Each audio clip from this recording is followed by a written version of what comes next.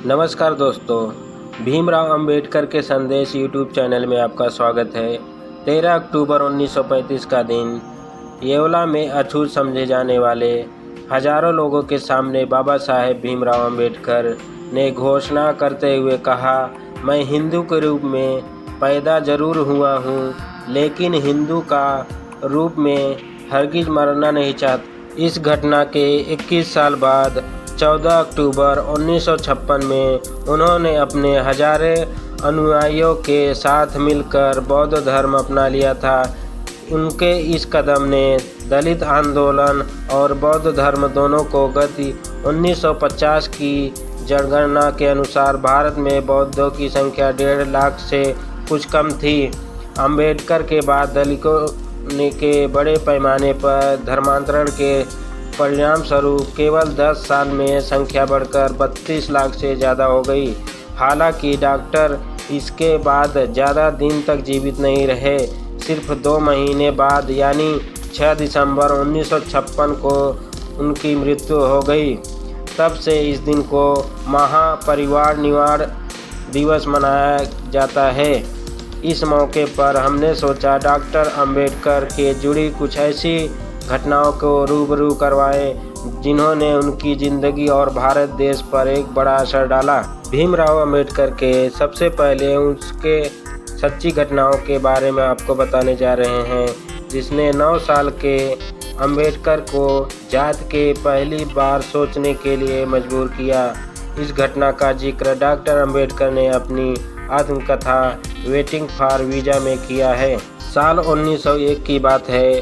Doctor Ambedkar का परिवार तब सतारा में रहता था। उनकी मां की मृत्यु हो चुकी थी और पिता फौज से रिटायर होने के बाद कोरेगांव में खजांची की नौकरी करने लगे थे। एक बार गर्मियों की छुट्टी में उनके पिता ने अंबेडकर और उनके भाई बहनों समेत कोरेगांव बुलाया। सब लोग रेलवे स्टेशन पहुँचे। वहाँ से ट्रेन मैसूर तक गई, जो कोरेगांव का सबसे नज़दीकी स्टेशन था।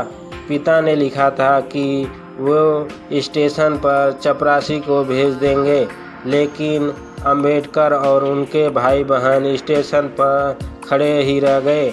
अगले 1 घंटे तक कोई नहीं आया। स्टेशन मास्टर ने बच्चों को देखा तो पूछा, सब चले गए? तुम लोग यहाँ क्यों खड़े हो? अंबेडकर ने बताया कि उन्हें कोरेगांव जाना है और वो अपने पिता यानी उनके चपरासी का इंतज़ार कर रहे हैं। डॉक्टर अंबेडकर लिखते हैं, हमने कपड़े लत्ते अच्छे पहने हुए थे और हमारी बातचीत से कोई भी नहीं पकड़ सकता था कि हम अछूतों के बच्चे हैं। इसलिए स्टेशन मास्टर को यकीन हो गया था कि हम ब्राह्मणों के बच्चे हैं। वे हमारी परेशानी से काफ़ी दुखी हुए।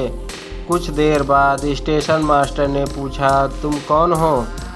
अंबेडकर ने जवाब दिया, हम महार जाति के हैं।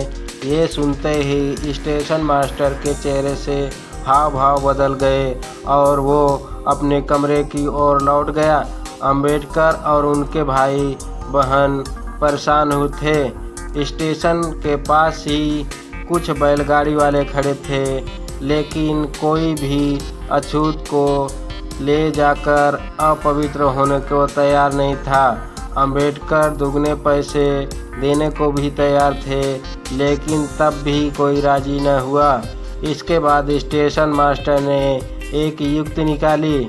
उसके बाद अंबेडकर से पूछा, क्या तुम बैलगाड़ी चला सकते हो? अंबेडकर ने हाँ में जवाब दिया।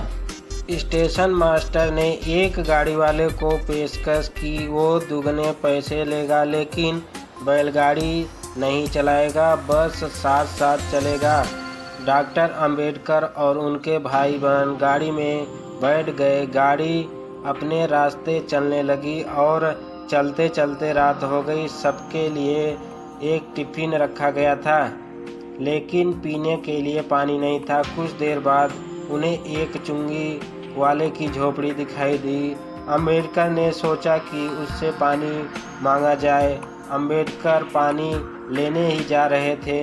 बैलगाड़ी वाले ने चेताया, चुंगी वाला हिंदू है, वो मारो को पानी नहीं देगा। उसने कहा, उसने बताना है कि तुम मुसलमान हो, शायद पानी मिल जाए। अंबेडकर साहब ने चुंगी वाले से पानी मांगा। चुंगी वाले ने सवाल पूछा, कौन हो तुम? अंबेडकर ने जवाब दिया, मुसलमान हैं। अंबेडकर अच्छी खासी उर्दू बोल सकते थे, लेकिन इससे भी उनका काम न बन सका। चुंगी वाले ने उनसे कहा, तुम्हारे लिए यहाँ पानी नहीं है, दूर पहाड़ी पर है, वहाँ से ले आओ। अब तक काफ़ी रात हो चुकी थी, पहाड़ी पर जाना संभव नहीं था, इसलिए सबने बैलगाड़ी को खोलकर उसमें बिस्तर डाला और वहीं सब सो गए। अंबेडकर लिखते हैं, हमारे दिमाग में चल रहा कि हमारे पास भोजन काफ़ी है, भूख के मारे हमारे पेट में चूहे दौड़ रहे हैं, लेकिन पानी के बिना हम भूखा सोना पड़ रहा है, और पानी इसलिए नहीं मिल सकते क्योंकि हम अछूत हैं। जब ये घटना घटी तो अंबेडकर उस समय 9 साल के थे। वो लिखते हैं कि इस घटना के उनके दिमाग में गहरा असर डाला। ऐसा नहीं था कि उन्हें पहली बार छुआछूत का सामना करना पड़ा था। स्कूल में वो बाकी बच्चों के साथ नहीं बैठ सकते थे, उन्हें एक कोने में अकेले बैठना पड़ता था। वो अपने साथ एक बोरा लेकर जाते थे और जिसे सफाई करने वाला कोई भी नहीं छूता था। पानी पीने के लिए एक चपरासी उन्हें घड़े से पानी निकाल कर देता था।